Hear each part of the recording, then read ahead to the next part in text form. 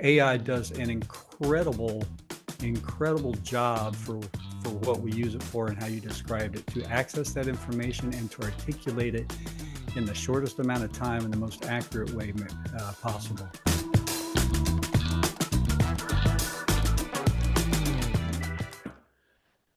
My special guest today is Derek Crager, and this is the Getting the Deal Done podcast. I'm John Martinka, and welcome, Derek. Well, thank you, John. Appreciate you having me, and hello to all your listeners. I'm very interested in our conversation today based on what we talked about a week or so ago, uh, AI and using it in the small, mid-sized business market, helping owners do better, things like that. So tell us, how did you get to this point? Well, it's a long journey. I'm 58 years of age, so that's been allowed me a long time to walk some paths and some choose some forks in the road on my own. I came out of high school, went into building construction trades, industrial construction, worked inside um, pharmaceuticals and automotive manufacturers for about 5 years. Then I spent about 15 years in automotive manufacturing. And then I spent about 10 years building my own business that was the largest of its kind in my home state of Indiana. Went back into corporate after that. And then during this time, John, I went from being a hands on doer myself into engineering, process engineering, which is very important for every business that's out there. And then the last 10 or 15 years I spent in talent development, which is fancy HR term for training, learning. And the feather in my cap is that I built Amazon's highest rated employee training program in company history. So where I'm at today with the AI side is that I use AI to help leverage and deliver that training. And that's what we use it for, as an interface, not so much as a all-in-one solution, but the interface to get to the knowledge that founders need. Okay. So you have stated to me that with AI, we're at a fork in the road. You want to talk about that a little bit, please? Yeah, absolutely. Now, there's this fork in the road. What we see in the headlines is, hey, AI is going to replace my job, or I'm going to use AI to replace all my employees. And in the short term, it'll pay off if you're going to replace your employees. But in the long term, you lose that creative human thinking, that outside the box thinking. And you lose the outside the box thinking because AIs that are programmed, well, they have to be defined by inside the box thinking. Act this way. If this happens, go that way. And so I truly believe that we should augment humans to be irreplaceable and leverage AI for that specifically. So where we're at now is we need to make that decision as a culture, as a human race. Certainly, there's opportunity for AI to take care of the mundane, the repetitive, but we really need to hold on to our human capital because that's really the value. And I know when you represent companies that are selling their business, what they're actually selling is that human capital that they put in, that knowledge, and that's what we need to augment. So that's where we're at on that fork in the road. If we turn the wrong way, it'll be good for about 5 years, but then we're going to lose our growth opportunity and that creativity and become drones. So it's important to keep our creativity and our growth and use that knowledge that our founders and family business owners have leveraged for decades to make them successful. Well, based on that, tell me if I'm right that AI uh, doesn't think. It really just searches massive databases and information that's been fed to it and summarizes it. That's right on point, John. It's a fancy search box, and I use this as a human to I document all my knowledge, and sometimes we ask these questions. I know I have decades ago. What if I could go back in time and remember what I was working on? Or what if I could replicate something that somebody else did that's an expert in their field? So the way that I leverage AI and promote AI to be leveraged is to access that subject matter expert, that information from either yourself, the company founders that are listening today, you know how to access that and leverage it and scale up for their business, or connect with subject matter experts from throughout history, whether it be the Einsteins and the Teslas and the big business tycoons from back in the day. So yeah, that really is on point, and that's why we're inside that box. The AI can really only access the information that we have created and hand to it, but Okay. AI does an incredible job for what we use it for and how you described it, to access that information and to articulate it in the shortest amount of time in the most accurate way possible. Okay. Well, one of the things that intrigued me when we talked before this podcast was what you are doing with practical AI, your company, with small businesses, mid-sized businesses. Why don't you go into that a little bit? It's all about what's in the owner's head, isn't it? I believe it is, and you've been doing this for a while, John, and you know that, and your listeners know that they have incredible ideas, they have incredible businesses that have been successful, but we also look at the statistics that 90% of family-owned businesses fail, and the reason they fail is because there's no transference of knowledge.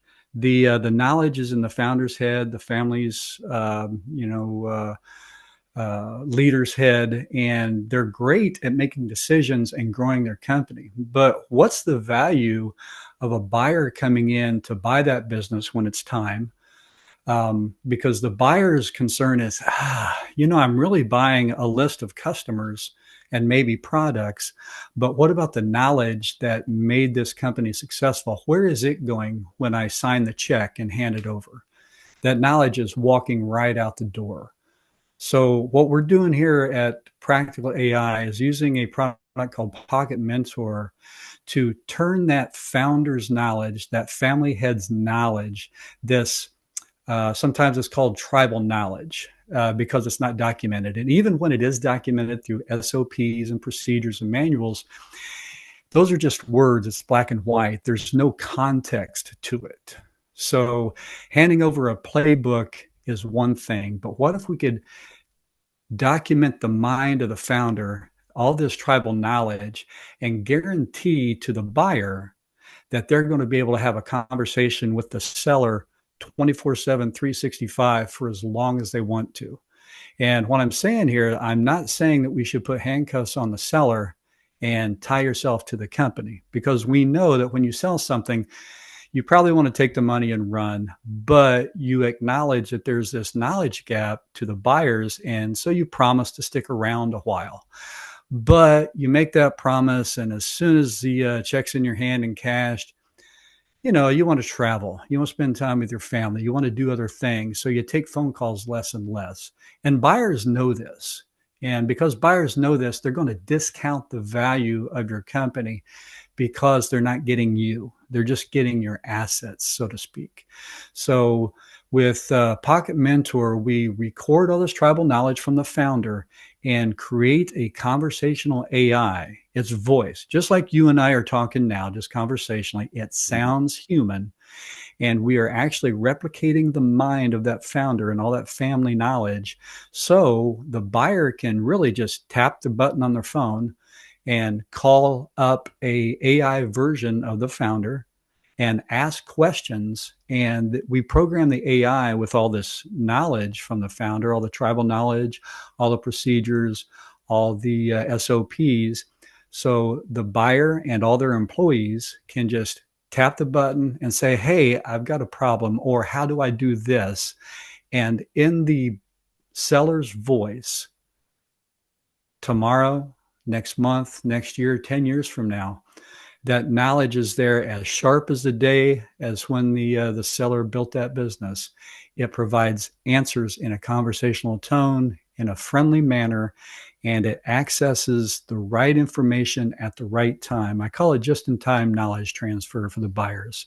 And when the buyers get this, it's like, wow, okay, I'm guaranteed that I have the solution to success for the business that I'm buying.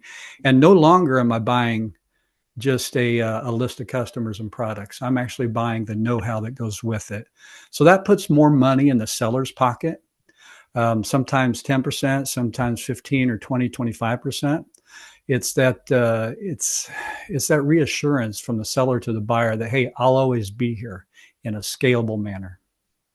I can relate to that. We have a client right now, and as we've been marketing the business, we're now in due diligence. But every so often, one of the owners would say something is, "What? Where'd that come from? We've gone over this subject. You never mentioned this over the last 6 months." And it's just that unconscious competent is buried somewhere. And yeah, I understand that is an issue. Uh, So talk about, let's get into the details a little bit of how you do it. I mean, obviously you don't want to give away trade secrets, but what does it take from the owner and their team to get this done? Yeah, absolutely. Well, there really is no trade secret. We do what we do, and we're good at it. And could it be replicated by somebody else? Sure, but you're going to spend a lot of time and money getting there. And so, what we're scaling out is a platform that allows you to do this for pennies on the dollar if you had to build it yourself. So, the process for the business owner, and sometimes it's a seller that wants to implement this before they put their company on the market. So, to elicit that higher price.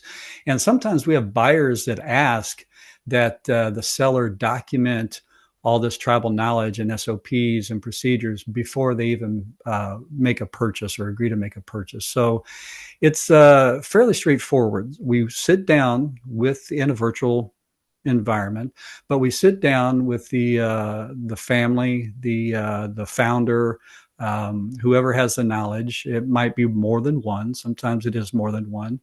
We capture the SOPs, the procedures, the decision heuristics that guides them through their day. We create these voice guided flows for specific tasks. We ask the founder or the family member, how do you do this? How do you do that? And in their own words, we document that audio, we record it, and then we use fancy technology to extrapolate everything that's needed out of that. So what that does, it makes the process of, my gosh, I told you I was a process engineer, and documenting process and all the combinations and permutations of what can go right or wrong. It goes on and on and on. There's just so much writing to do. It really takes a long time.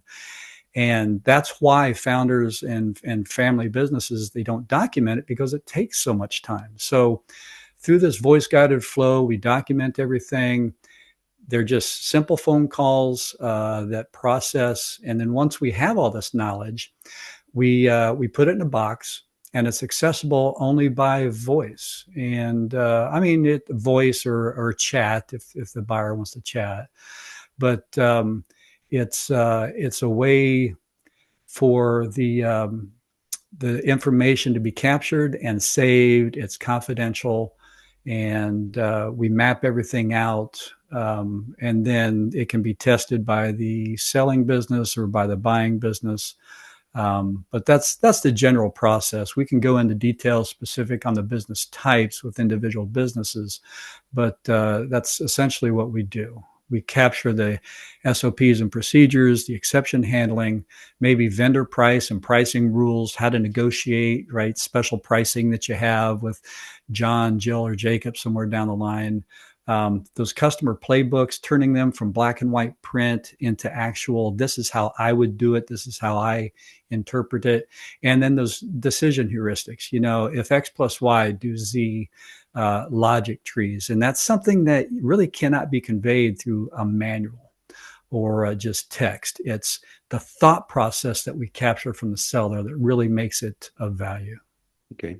So would I be correct to assume this is at some point it goes into a private AI?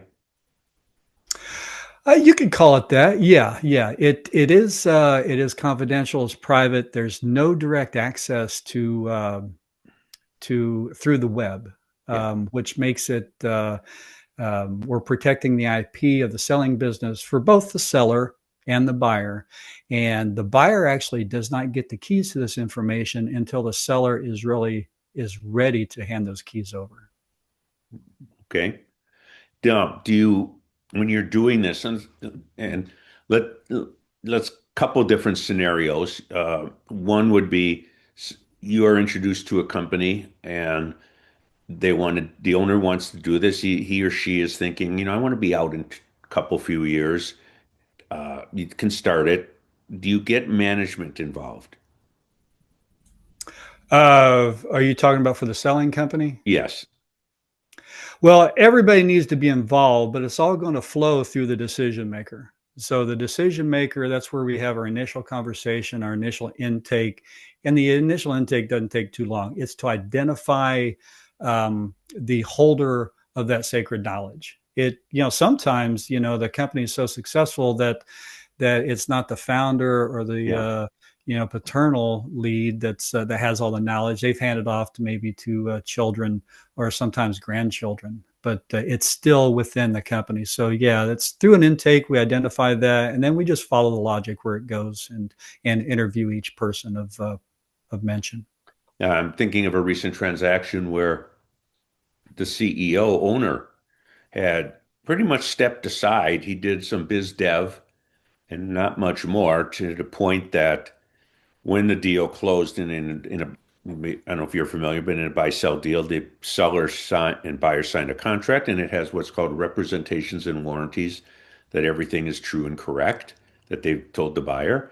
And the buyer insisted the non-owner CEO also sign on that because every time the owner was asked, "Well, what about this or what about that?" he'd say, "Talk to my CEO." I don't get involved with that. So yeah, you'd want to have the team involved in those situations, I'm sure. Yeah, absolutely, and it speaks to the as a buyer, you really want everything to go wrong, right? The first day, the first week, the first month, because that's when you have the most, uh, the increased relationship with the seller. This is the handoff, that transition period. But in a buyer's mind, we know that everything's not going to go wrong when we're still in that connected part with the seller to transition the information. That we might have something a year or two or 5 years down the road that pops up, and the seller's long gone. So this is why we document everything digitally and accurately the first time. So it's there to be uh, put out as answers and to respond conversationally. And the neat thing about it is our AI works through not just regurgitating the information, but it goes through root cause analysis based upon the founders of the family's knowledge, and to help the buyer and their team work through just in the same manner that the seller would. So yeah, it's important that we get everybody's involvement for sure, John. Okay. What size companies is this appropriate for? What's the bottom tier, and is there a top tier? Well, it's not really. It's the tool that we have is really like a paperclip. It's the platform and the framework, but it can attune and align with as little or as much knowledge as there is. Now, logically, if it's a large corporation, Fortune 500 size, we're going to be going off and dividing it up into organizations and multiple procedures, and that's going to be a longer onboarding time for the product. But even in that realm, the handoff is genuine and it's there. Okay. Now, we've talked a bit about it being for a buy-sell transaction, but I shouldn't say but, and on your website, You're seeing proven operational results and less downtime. Do you have clients that are using this not because they're selling, but to just get better documentation of processes? Oh, yeah, absolutely. It's my time at Amazon when I built uh, the highest rated employee training program, and I'm told to say it that way. It's a feather in my cap. I get embarrassed, but the reason it was successful is because we documented all the process and made them easily available to the user, and that's what we're doing here. Only the I've taken it up a notch to make that availability instant through that just-in-time voice interface. So, yeah, we have companies of all shapes and sizes that are using this for onboarding. We have manufacturing realm where they're using our voice interface to as a or as a let me phone a friend. I think as the game show used to say. I don't have the answer, but let me phone a friend. And instead of that friend being the subject matter expert, which the subject matter expert may or may not be available at 3 a.m. on a Saturday morning, but our AI voice is. They just tap a button or scan a QR code, and instantly they get a voice and it's attuned to whatever that project is. So, yeah, absolutely. Anything that is of knowledgeable that otherwise would require a mentor or a subject matter expert to talk you through a process or talk you through a diagnostic, yeah, our paperclip covers that. Yeah. Well, I'm looking at your website over here to decide, and 30% less downtime for manufacturers and less rework, and you say about 53% lower early attrition. I mean, that having worked with companies and been on the board of companies that you know, the, that attrition that the company doesn't want is you know, is really important. And if you can prevent that, you can keep the good people there. Yeah, that's huge today, especially when we're looking at generational loyalty or maybe not loyalty, depending on how it's looked at. The millennials and the Gen Z, they're of a mindset that they're not those 30-year at a company and retire people anymore. The people that we have hired in, they're more transitional. They move, they migrate, and everything that we can do to speak to them in their knowledge and make them more productive and more happy is keeps them around longer. And by keeping them around longer, the attrition goes down, and then the cost of not just training new employees goes down, but that lost opportunity value when you have an employee that's been with you 2, 3, 5, 10, 15, 20, or 30 years, everything that they built up, that they're really being more productive than somebody out of the gate. So by reducing that attrition, and that's at Amazon, Amazon's a big company. My training program reduced attrition, and there was a net savings of $152 million a year over year, that continues on today because of that reduced attrition. So the specific numbers are going to be dependent upon each company that's out there, but the 53% is the average of the companies that we've worked with so far. Now, if you can keep 150, 200,000 or so salary in place without having to find someone else, train them, go through the bumps, that's a lot. That adds up, whether you're a small business with 20 people, 40 people, 60 people, or millions of people like Amazon. So That's true, John. before we get to my final question on a little different topic, but to reach you, it's practicalai.app, It is, yes. practicalai.app, and it'll be in the show notes. And this is fascinating stuff. We should talk offline a little more about what you do, and it's with exact situations that I may come up with. But to change the topic a little bit, what do you like to do when you're not working with creating training programs or AI apps? Well, I've picked up disc golf. You know, if everybody heard Yeah. just the golf, it's not with a club and a ball; it's with a frisbee.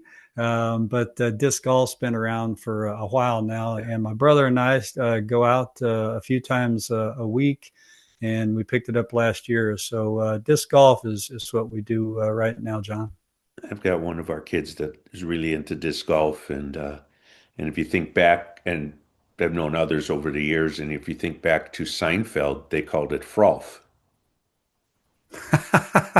I don't recall Go that. check Thank out you. the old Seinfelds. That's what they called it. Frisbee golf, frolf.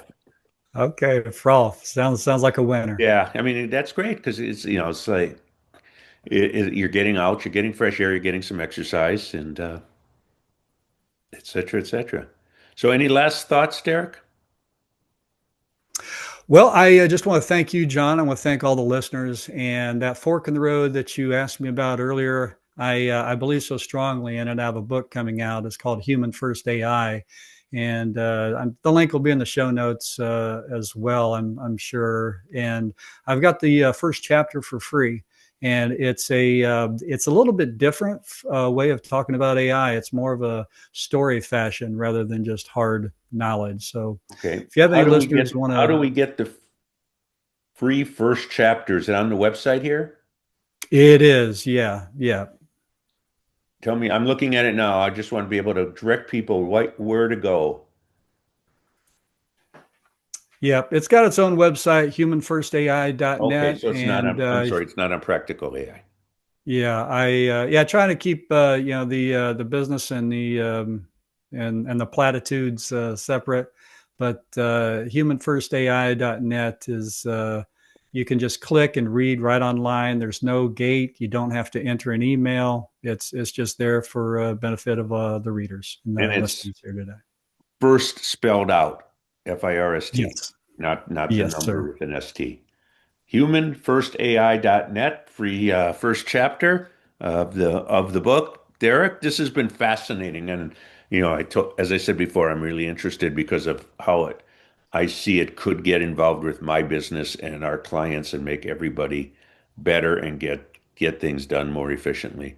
So I want to thank you again for being here. So Derek Crager with Practical AI. Thanks for Thank you, being here. thank you, John.